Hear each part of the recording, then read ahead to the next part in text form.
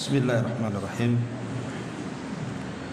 Assalamualaikum warahmatullahi wabarakatuh.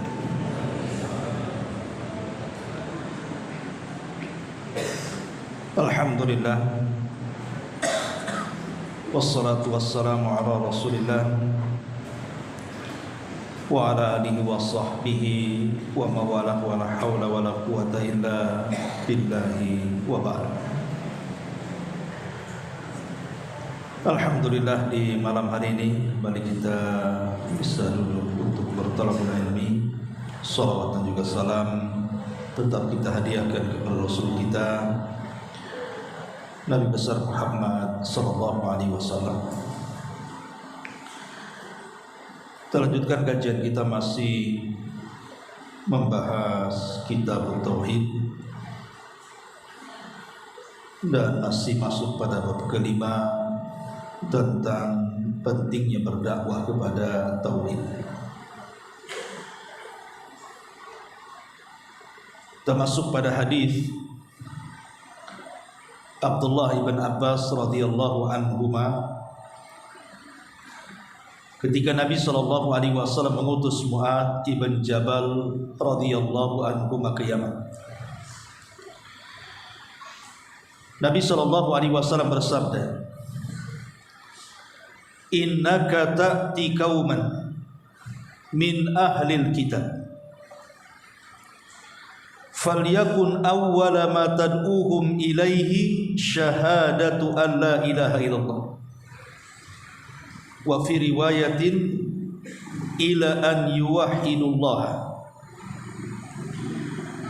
fa inhum ata'uka lidzalik fa'alimhum anna Allah aftarada alaihim khamsa salawatin fi kulli yawmin wa laylatin fa inhum ata'uka lidzalik fa'alimhum anna Allah aftarada alaihim sadaqatan tu'khadu min aghniyaihim faturaddu ala fuqaraihim fa inhum ata'uka lidzalik fa iyyaka wa qara'ima amwalihim wattaqi da'watal madlum fa innahu laisa bainahu wa bainallah hijabun. Kata Nabi sallallahu alaihi wasallam kepada Mu'adz bin Jabal radhiyallahu anhu, sungguh engkau wahai Mu'adz akan mendatangi orang-orang ahli kitab, maksudnya Yahudi dan Nasrani. Maka hendaklah pertama kali yang harus kamu serukan kepada mereka adalah persaksian bahwa tidak ada sesembahan yang berhak disembah kecuali Allah, dalam riwayat supaya mereka mentauhidkan Allah. Jika mereka mematuhi apa yang kamu dakwahi, maka sampaikan kepada mereka bahwa Allah telah mewajibkan kepada mereka salat 5 waktu dalam sehari semalam. Jika mereka telah mematuhi apa yang telah kau sampaikan, maka sampaikanlah kepada mereka bahwa Allah telah mewajibkan kepada mereka zakat yang diambil dari orang-orang kaya di antara mereka dan diberikan kepada orang-orang fakir di antara mereka. Dan jika mereka telah mematuhi apa yang kamu sampaikan, maka jauhkanlah dirimu dari harta pilihan-pilihan mereka, dan takutlah kamu dari doa orang yang kau zalimi, karena sesungguhnya antara dia dengan Allah tidak ada penghalang. Ma'asyiral muslimin yang dimuliakan Allah Subhanahu wa taala, hadis ini adalah hadis yang sangat agung sekali karena berbicara tentang manhaj dakwah. Nabi sallallahu alaihi wasallam adalah orang yang mencontohkan bagaimana cara berdakwah kepada tauhid. Dan itu kemudian dicontoh oleh para sahabatnya. Salah satunya adalah Mu'adz ibn Jabal radhiyallahu anhu.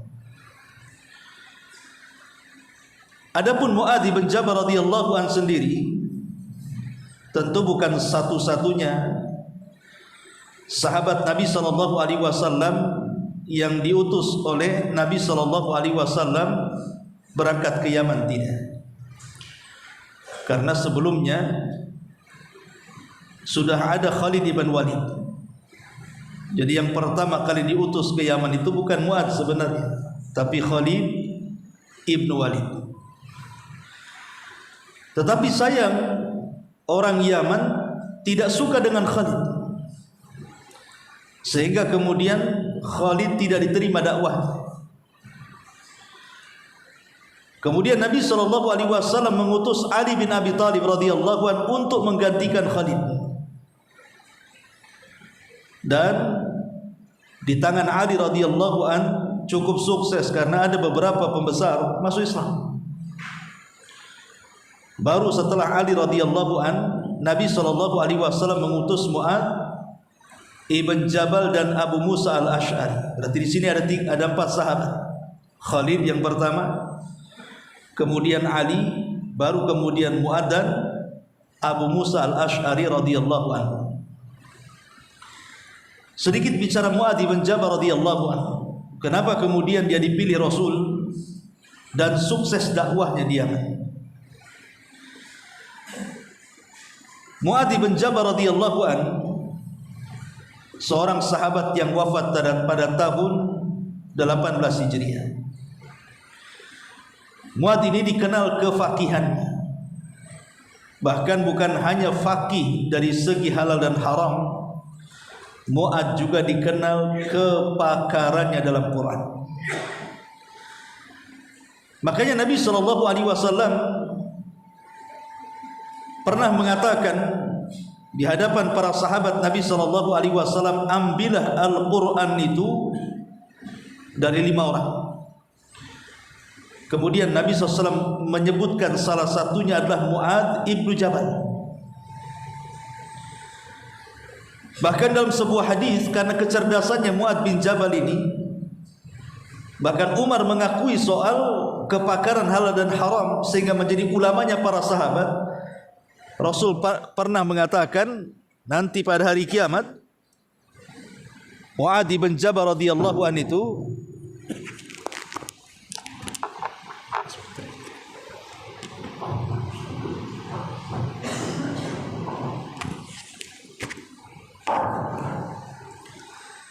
jadi Nabi SAW sampai mengatakan kelak pada hari kiamat Mu'adz itu dilebihkan dari para ulama sahabat yang lainnya bi ratwatin aw ratwataini.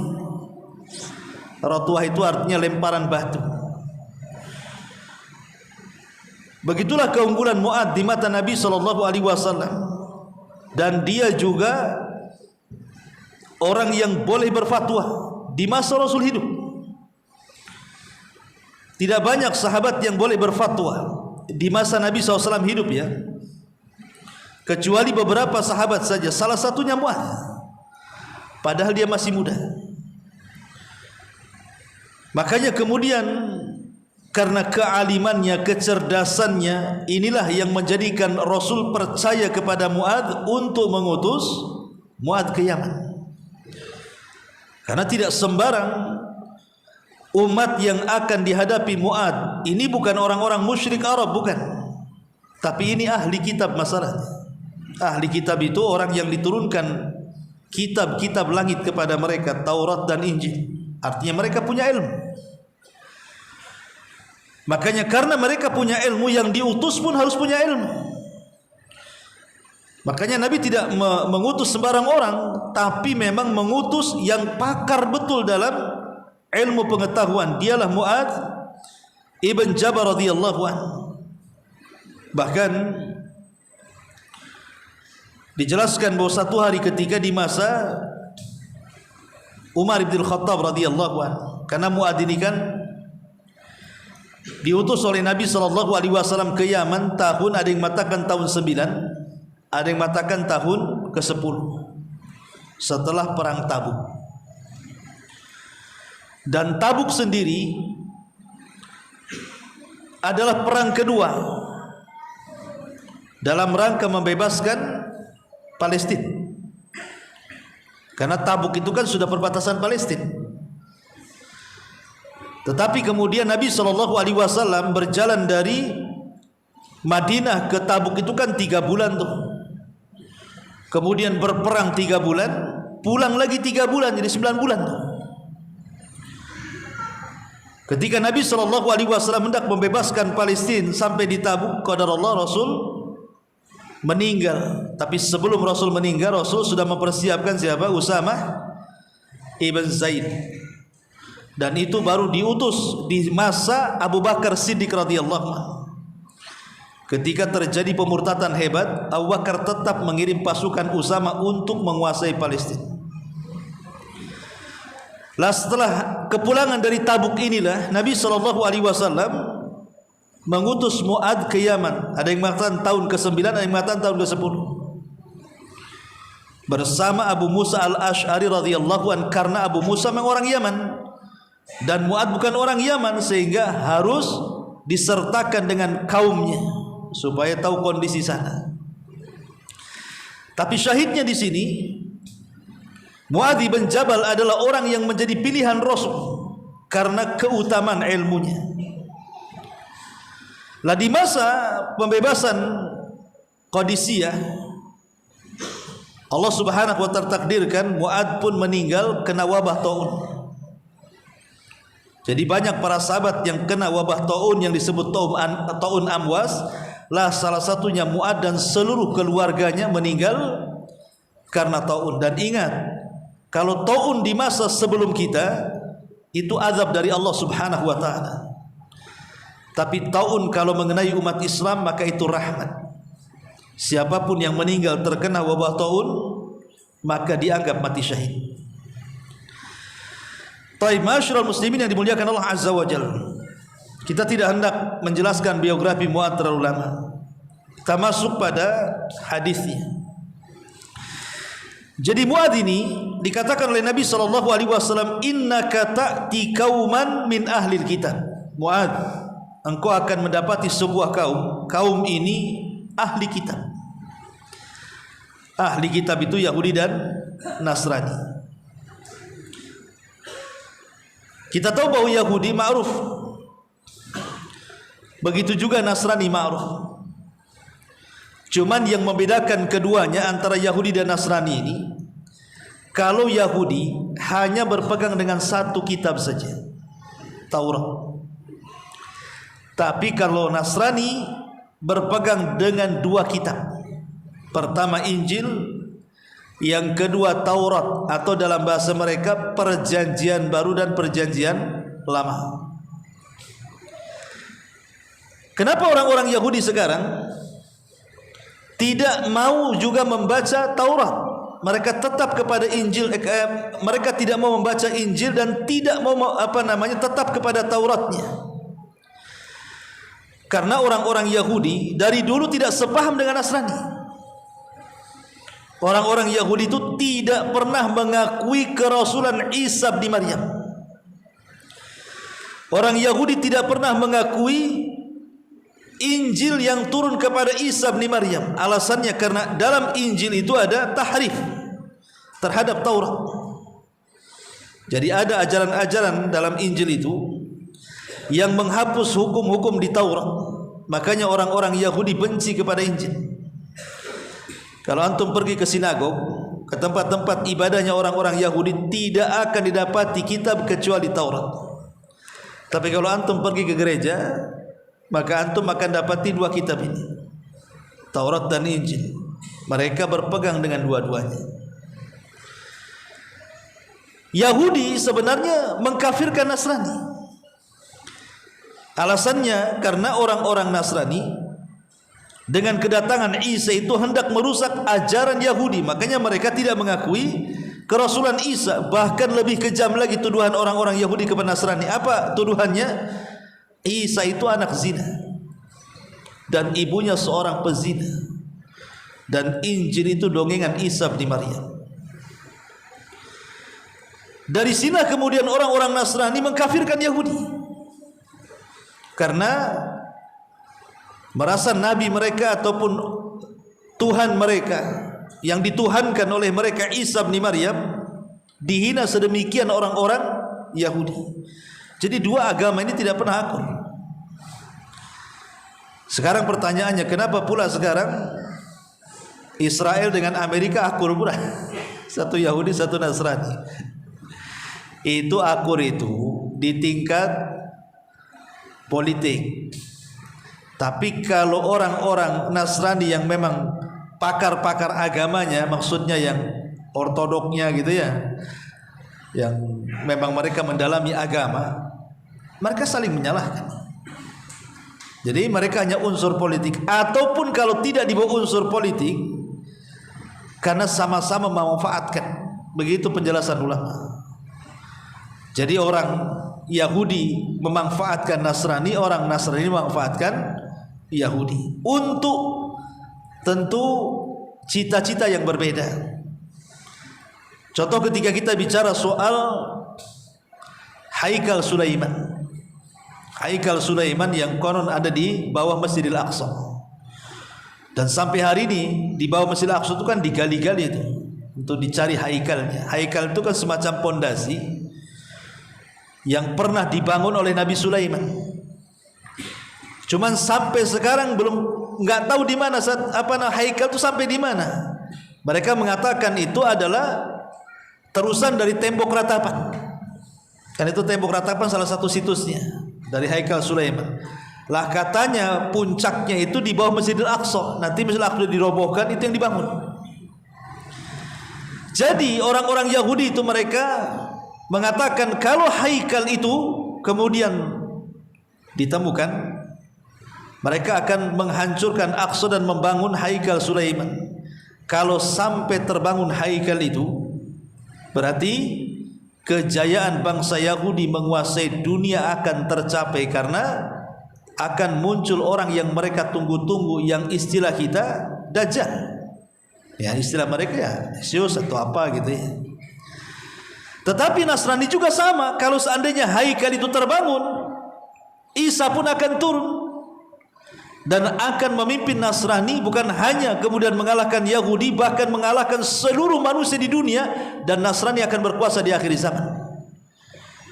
Makanya kenapa Nasrani menolong Yahudi supaya cepat haikal itu terbentuk. Ya, ini dari segi orang-orang ahli agamanya ya gitu ya.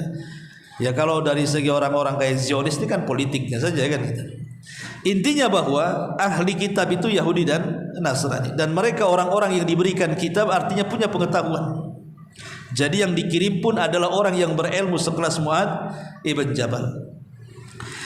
Kemudian Rasul mengatakan falyakun awwala ma tad'uhum ilaihi syahadatu alla ilaha illallah. Dan ingat bahwa kebiasaan Nabi SAW adalah juga bukan hanya mengutus ke Yaman saja. Banyak para sahabat itu yang diutus kepada kaumnya masing-masing, atau dalam rangka menyebar Islam ke negara-negara lain dengan membawa surat dari Nabi SAW. Contoh umpamanya, kita lihat saja Mus'ab bin Umar radhiyallahu anhu.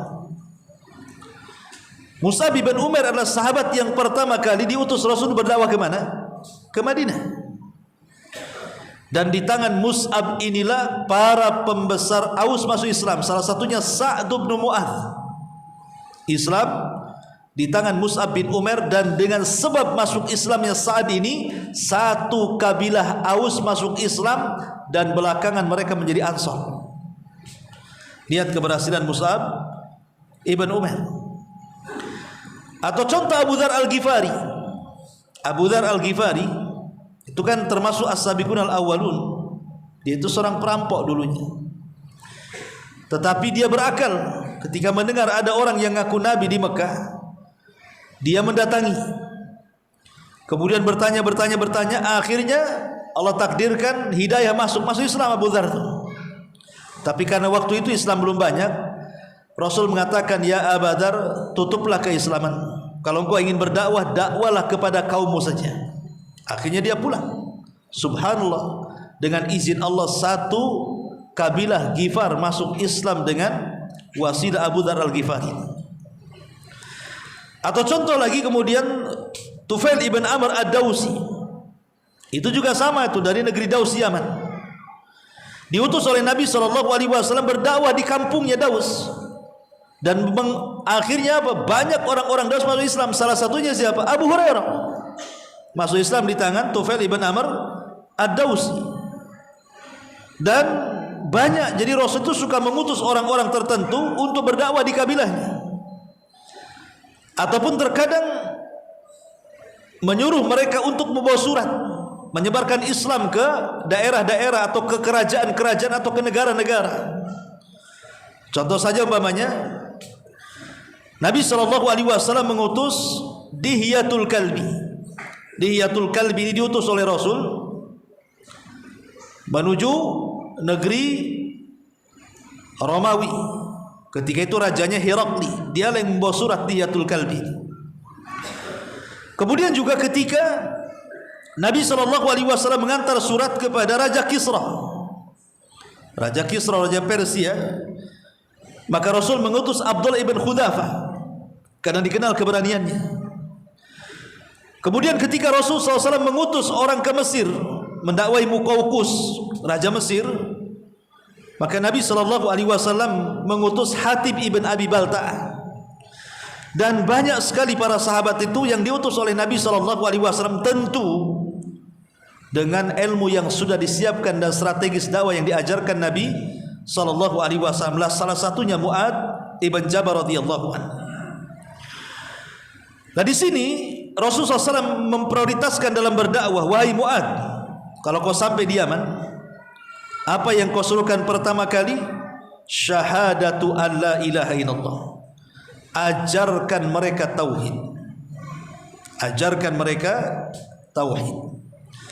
Dari sini kita tahu bahwa dakwah yang pertama kali diemban seluruh para nabi dan rasul, termasuk rasul kita, adalah mengajak manusia ke dalam tauhid.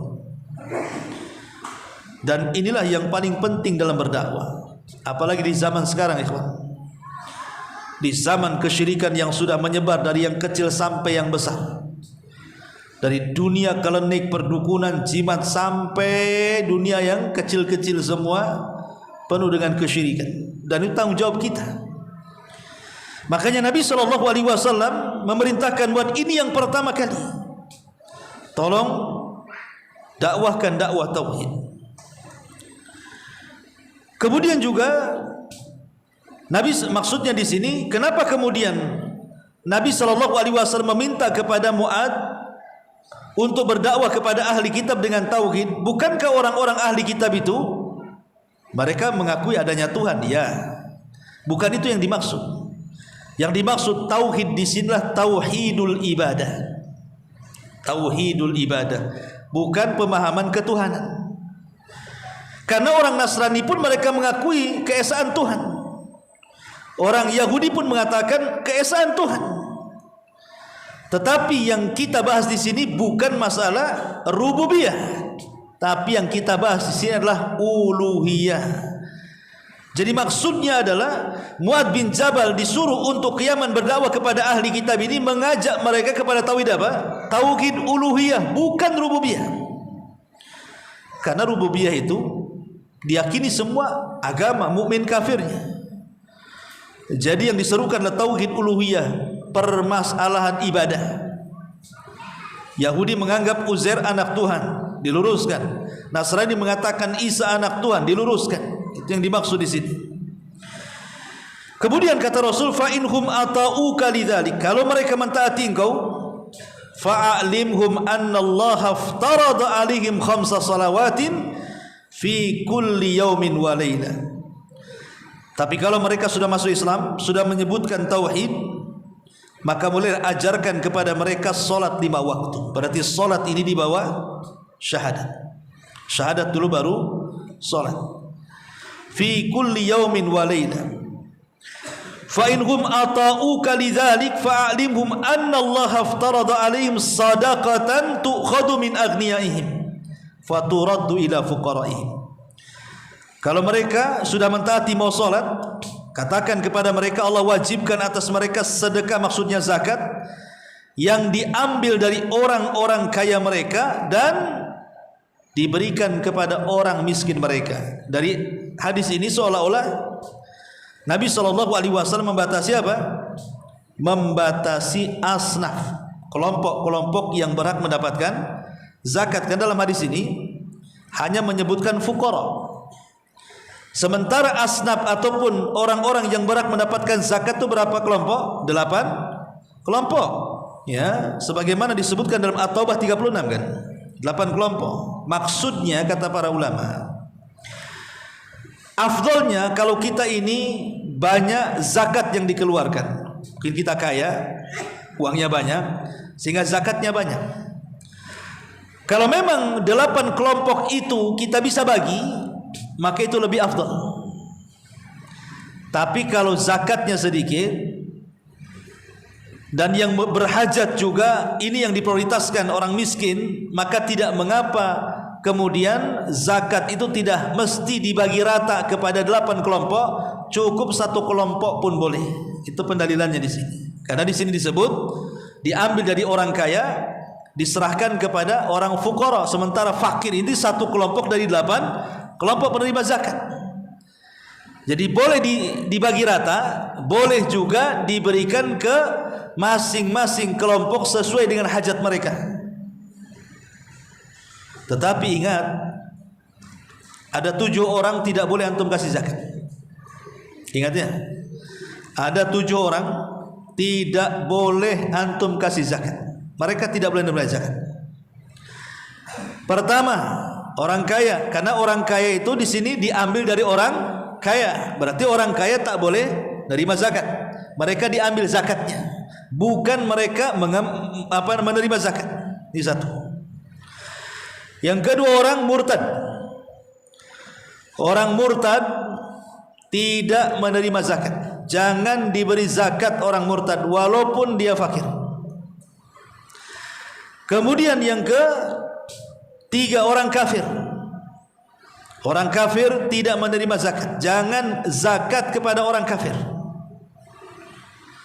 Kemudian yang keempat, orang kuat dan dia mampu bekerja walaupun dia fakir.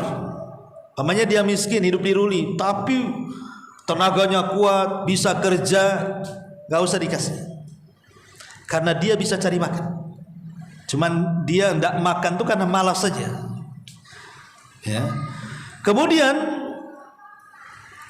yang ke berapa itu? 5. Yang kelima, Ahlul Bait, keluarga Nabi SAW. Tidak boleh zakat kepada mereka kalau mau kasih hadiah. Kemudian yang ke-7, kepada istri. Suami ngasih zakat sama istri tidak boleh. Istri itu bukan dikasih zakat, dikasih hak dan kewajiban nafkah. Kemudian yang nomor 7, kepada orang tua ataupun kepada kakek buyut yang di atasnya. Karena itu kewajiban kita, bukan kasih zakat. Memang kita wajib menafkahi mereka. Atau mungkin yang 8 lebih tambah, kepada anak-anak. Kepada anak-anak sampai ke bawah tidak boleh antum kasih zakat. Berarti sini ada 8 orang ya. Pertama, orang kaya tidak boleh kasih zakat. Yang kedua, orang murtad tidak boleh kasih zakat.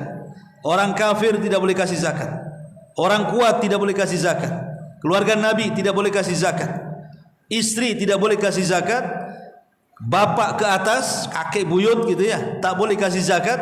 Kemudian anak ke bawah, anak cucu cicit dan begitu seterusnya tidak boleh kasih zakat. Karena mereka itu memang diberikan nafkah oleh kita. Ini 8 orang tidak boleh kasih zakat. Taib. Di sini Nabi SAW mengatakan, tu'khadu min aghniyaihim faturaddu ala fuqaraihim fa inhum ata'uka lidzalik. Kalau mereka mau melaksanakan zakat, ketika hendak kita ngambil zakat, harta itu ada 3. Ada harta yang khususnya binatang ternak ya. Ada ternak itu yang paling mewah. Calis paham lah ya kan, paling mewah itu karena dia penjantan, ya tak mungkin diambilkan itu. Kemudian yang kedua, ada yang paling rendah, mungkin yang kecil-kecil, yang cacat-cacat, yang pincang-pincang. Ada yang tengah-tengah. Itulah ternak. Lah Nabi SAW melarang, tidak boleh mengambil ternak yang paling mahal yang disayangi oleh peternak, karena itu akan merugikan peternak. Dan tidak boleh mengambil juga ternak yang paling rendah, yang cacat, yang sakit, karena itu akan merugikan fuqara wal masakin atau asnaf zakat. Maka ambillah yang tengah-tengah, itulah yang diambil zakatnya. Jadi kalau antum jadi petugas zakat, datang ke para peternak, maka ambillah yang tengah-tengah dari binatang ternak itu. Makanya Rasul mengatakan di sini, wa iyyaka wa qaraima amwalihim. Hati-hati, jangan mengambil harta yang dianggap mewah oleh pemiliknya. Kenapa demikian? Karena ini kezaliman. Kalau sampai kemudian kita mengambil harta yang paling mewah, yang dicintai pemiliknya, sampai kemudian pemiliknya marah dan mendoakan keburukan kepada yang ngambil zakat itu, maka doa dia dengan Allah itu tidak ada penghalang. Dari sini kata Rasul, wattaqi da'watal madlum fa innahu laisa bainaha wa bainallahi hijab. Hati-hati dari doa orang yang dizalimi, karena antar dia dengan Allah tidak ada penghalang. Sebagian para ulama mengatakan kalimat wattaqi da'watal madlum, hati-hati dari dakwah orang yang kau zalimi. Kita tahu bahwa di Yaman itu belum ada orang Islam. Semua kalau tidak Yahudi Nasrani, orang-orang musyrik Arab. Tapi kenapa kemudian Nabi SAW mengatakan kepada Mu'adz, hati-hati dari doa orang yang kau zalimi? Dari sini dipahami kata para ulama bahwa siapapun orang yang terzalimi, mau mukmin mau kafir, kalau dia sampai mengangkat tangannya ke langit kemudian mendoakan kecelakaan kepada orang yang menzaliminya, maka mustajab. Mustajab. Dari sini Nabi SAW mengatakan dalam sebuah hadis, salasatun la turaddu da'watuhum. 3 kelompok doanya tidak mungkin ditolak. Al-imamul adil, pemimpin yang adil. Was-shaim hatta yuftir, seorang yang sedang berpuasa menjelang berbuka. Wa da'watul madlum tuhmalu 'alal ghamam wa tuftahu la abwabus sama. Doa orang yang dizalimi itu akan sampai ke awan dan membuka seluruh pintu langit. Wa yaqulu rabbu azza wa jal, maka Allah subhanahu wa ta'ala akan mendengar doa setiap yang dizalimi. Dan Allah mengatakan, wa izzati wa jalali la ansurannaka walau ba'dahin. Sungguh demi kemuliaanku, aku akan tolong walaupun sampai batas waktu yang ditentukan. Dalam hadis ini tidak disebut mukmin kafir. Kata Imam Ibnu Qayyim rahimahullahu taala, yang sebelumnya juga Syekhul Islam Ibnu Taimiyah mengatakan, maka hatta orang yang dizalimi itu orang kafir, tetap dakwahnya mustajab, dan Allah akan di samping orang kafir yang terzalimi, bukan karena kekafirannya, tapi karena dia dari pihak yang dizalimi dan Allah tidak suka dengan kezaliman. Ingat ya, bukan karena kekafiran Allah mengabulkan doanya, bukan. Karena orang kafir tidak dicintai Allah. Lalu kenapa kemudian Allah siap membantu doanya orang yang dizalimi? Karena dia dari pihak yang dizalimi, sementara Allah tidak suka dengan kezaliman dan Allah suka dengan keadilan. Makanya hati-hati kalau orang kafir saja doa mereka dikabulkan dari pihak yang dizalimi, apalagi seorang mukmin. Maka Allah subhanahu wa ta'ala pasti mengabulkannya. Jangankan lagi orang yang dizalimi dakwah, berdoa, iblis saja berdoa dikabulkan. Iblis dikabulkan enggak ketika berdoa? Dikabulkan. Apa doanya iblis? Ya Allah, tangguhkan usiaku sampai kiamat, dibangkitkan kan? Allah kabulkan, kabulkan. Iblis saja dikabulkan. Maka kalau seandainya seseorang kemudian menzalimi orang kafir, antum bertetangga dengan non muslim nih, antum zalim sama mereka, kemudian mereka mendoakan kecelakaan kepada antum, kalau bertepatan dengan aminnya malaikat, mustajab. Dari sini kata Rasul, wattaqi, hati-hati, takutlah kamu akan doa orang-orang yang dizalimi, karena antar dia dengan Allah Subhanahu wa taala tidak ada penghalang. Artinya langsung melesat sampai ke langit.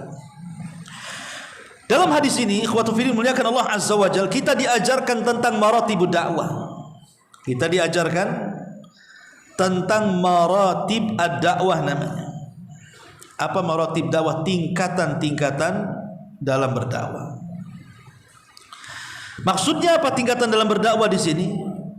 Ikhwatu fillah muliakan Allah Subhanahu wa taala, lihat bagaimana Nabi sallallahu alaihi wasallam ketika mengutus orang ke Yaman kan tidak sembarang orang. Menunjukkan di situ ada maratibud dakwah. Ulama mengatakan bahwa manusia itu terbagi menjadi 3. Orang yang antum dakwah itu terbagi menjadi 3 kelompok. Kelompok yang pertama, man idza urida alaihi alhaq i'tarafa bihi wattabahu. Kelompok yang pertama kata para ulama, orang yang apabila antum sodorkan kebenaran, antum nasihati dia nggak melawan, langsung mengikuti, langsung suka dengan kita, langsung iya saja, langsung mengikuti dakwah kita. Maka kalau yang seperti ini, ma'asyiral muslimin yang dimuliakan Allah Azza wa Jalla, berarti tidak ada kesulitan bagi dia, bagi kita untuk mendakwai orang yang seperti ini. Cukup kita dakwai dengan lembut, dengan baiknya keterangan kepada mereka, dan maksud-maksud isi dakwah yang kita dakwahkan. Kalau orangnya yang enak didakwai langsung terima kan itu. Masalahnya ada orang yang kita dakwai nomor 2 nih, dia dengar dakwah tetapi dia tidak langsung mau menerima dakwah kita. Kalau dia tidak langsung menerima dakwah kita, berarti dia itu memerlukan mau'izah hasanah, perlu wejangan-wejangan yang baik dengan bitarghibi wa tarhib, ditakut-takuti dan diberikan kabar gembira, dan begitu seterusnya. Kemudian juga yang ketiga, nah ini apabila ditawarkan dakwah sama sekali nggak nerima. Lah yang seperti ini boleh kita berjidal dengan kebaikan. Jadi kelompok itu ada 3 kan. Ada yang langsung menerima, kalau menerima enaklah kan gitu. Ya kita jelaskan dengan hikmah, dengan keterangan yang ada. Yang kedua yang ada yang menerima tapi lama gitu ya, mendengar tapi lama menerimanya. Maka orang seperti ini terus didakwai. Kemudian yang ketiga, ada orang yang menolak sama sekali nggak menerima. Yang seperti ini perlu didebat namanya. Lah, 3 kelompok ini terangkum dalam surah An-Nahl ayat 125 kan. Ud'u ila sabili rabbika bil hikmati wal mau'izatil hasanati wajadilhum billati hiya ahsan. Serulah manusia ke jalan Allah bil hikmah, dengan hikmah kalau dia langsung menerima. Wal mau'idhu hasanah kalau dia lambat menerima. Wajadilhum billati yasan kalau dia menolak dakwah, baru berjidah dengan kebaikan. Inna rabbaka huwa a'lamu biman dhalla an sabilihi wa huwa a'lamu bil muhtadin. Ma'asyiral muslimin yang dimuliakan Allah Azza wa Jalla. Dari sini kita tahu bahwa ada beberapa faedah dari hadis yang kita baca ini. Pertama, kita mengetahui tentang maratibud dakwah. Yang kedua, Rasul sallallahu alaihi wasallam ketika mengutus para sahabat tidak mesti dari ahlu bait. Mu'ad bukan ahlu bait. Mu'ad itu orang Ansar, bukan orang Mekah. Berarti dakwah ini bukan dipikul oleh ahlu baitin Nabi saja, tapi oleh semua manusia. Siapapun bisa berdakwah. Dan kemuliaan dalam Islam itu bukan garis keturunan. Ingat ya, kalau memang kemuliaan itu dari garis keturunan, tentu Rasul tidak akan mengutus untuk berdakwah kecuali ahli bait. Tapi tidak, Rasul SAW tidak mengutus ahli bait secara khusus untuk berdakwah kepada semua daerah. Tapi Rasul pun mengambil dari luar kan. Mu'ad itu bukan ahlu bait, Abu Musa al-Asy'ari bukan ahlu bait kan. Itu menunjukkan kemuliaan dalam dakwah itu bukan dari garis keturunan. Tapi siapapun bisa menyampaikan kebenaran. Karena Islam itu mulia karena pengetahuan, bukan karena garis keturunan. Man batta'a bihi amaluhu lam yusri' bihi nasabuhu, kata Rasul. Kalau telat amalannya, tidak bisa dikejar dengan nasabnya. Kemudian juga diantara faedahnya adalah bahwa akidah tidak harus diambil dari hadis-hadis mutawatir. Karena ada syubhat-syubhat dulu di masyarakat, saya pernah mendengar ada beberapa bab akidah itu ditolak hanya gara-gara hadisnya ahad. Seperti masalah azab kubur. Azab kubur itu kan kebanyakan hadisnya ahad. Karena riwayatnya ahad, berarti tertolaklah hadis-hadis itu, harus mutawatir gitu. Kita katakan tidak mesti mutawatir. Nabi SAW mengutus Mu'ad, satu orang, dan Abu Musa al-Asy'ari, dua orang. Itu beda daerah tuh, bukan satu daerah. Mu'ad ke sana, Abu Musa al-Asy'ari ke sana, dan dua-duanya menyampaikan tauhid, menunjukkan bahwa permasalahan akidah itu tidak mesti harus hadisnya mutawatir. Hadis ahad pun boleh. Ini juga bantahan kepada orang-orang yang tersyubhat dari kalangan Mu'tazilah. Bab tauhid harus mutawatir katanya. Enggak, ahad pun diterima karena Rasul mengutus satu orang. Ya, satu ke sana Mu'ad, satu ke sini Abu Musa al-Asy'ari radhiyallahu anhu. Kemudian juga di antara keutamaan hadis ini, tauhid yang dimaksud oleh Nabi sallallahu alaihi wasallam dalam hadis ini, maksudnya dalam riwayat hendaklah ajak mereka ke dalam tauhid. Yang dimaksud di sini adalah tauhidul uluhiyah, bukan tauhid rububiyah. Karena tauhid rububiyah itu sudah ada pada diri kita, hatta orang kafir sekalipun. Karena itu fitrah masalahnya. Rububiyah itu kan fitrah ya, yang ditanamkan Allah Subhanahu wa taala dalam alam ruh. Sehingga setiap bayi yang lahir terlahir fitrah, maksudnya terlahir mengenal rububiyah. Jadi kita tidak hendak menyampaikan tauhid rububiyah. Yang kita sampaikan adalah tauhidul ibadah, tauhid uluhiyah. Maknanya begini, kalau kalian mengakui bahwa Allah yang menciptakan, Allah yang mengatur, Allah yang menghidupkan, Allah yang mematikan, kenapa kok gak sembah Allah saja? Kenapa kok sembah patung ini, berhala itu, berhala ini, berhala itu? Itu maksudnya. Makanya di zaman Nabi SAW ada seorang sahabat sebelum masuk Islam, Husain namanya. Husain ini didatangi Nabi SAW dan bertanya, ya Husain, berapa Tuhan yang kau sembah di bumi? Dia mengatakan 8. Oh 8. Dia punya sembahan 8. Kemudian dia mengatakan 7 berhala. Dia mengatakan sittatun fil ardi wa wahidun fis sama, katanya. Yang 6 di bumi dan yang 1 di langit. Jadi 7 Tuhan itu yang dia sembah, 1 di langit, 6 di bumi. Ya Rasul mengatakan, ya Husain, mana kuat yang 1 di langit atau yang 6 di bumi? Kata Husain, ya yang 1 di langit lah, katanya. Kalau seandainya engkau sembah 1 aja yang di langit, apa yang 6 demo? Apa yang 6 nanti demo gara-gara kau nyembah gitu kan? Dia mengatakan tidak, karena yang di atas lebih kuat. Maka kemudian Rasul mengatakan, kalau begitu sembahlah yang 1 yang kuat itu, tinggalkan yang 6. Akhirnya masuk Islam. Ya. Artinya di sini ikhwatu fillah muliakan Allah Azza wa Jalla, kalau dia sudah cocok fitrahnya, pasti akan kena dengan tauhid itu. Kalau cocok fitrahnya kan, biasanya yang fitrahnya sudah menyimpang jauh itulah yang kemudian susah menerima tauhid. Dari sini kata Rasul, kullu maulud yuladu alal fitrah fa abawahu yuhawidani au yunassirani au yumajjisani. Bayi terlahir itu terlahir fitrah. Bapaknya yang menjadikan dia Nasrani, bapaknya yang menjadikan dia Yahudi, bapaknya yang menjadikan dia Majusi. Nah, itu kan sudah keluar dari fitrahnya kan. Yang kayak gini yang sulit. Kalau sudah masuk racun Majusi, Nasrani, Yahudi, ini agak sulit untuk mengeluarkan mereka dari fitrahnya. Tapi bukan mustahil, banyak juga di antara mereka yang keluar dan masuk Islam. Tapi kalau fitrah itu masih lurus, belum tercampuri apapun, pasti akan mudah mendapatkan keterangan dari tauhid uluhiyah. Karena tinggal mencocokkan saja, meluruskan fitrah dengan uluhiyah tadi. Ma'asyiral muslimin yang dimuliakan Allah Subhanahu wa taala. Kemudian juga di sini seorang dai harus mengerti objek dakwah.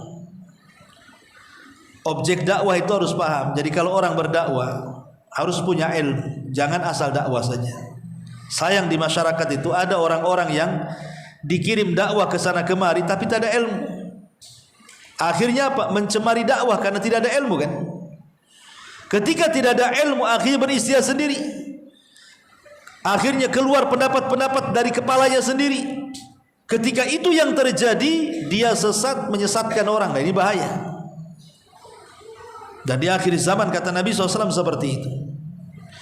Dan yang terakhir, tentu tujuan Nabi SAW mengutus para sahabat berdakwah itu supaya mendapatkan banyak keutamaan.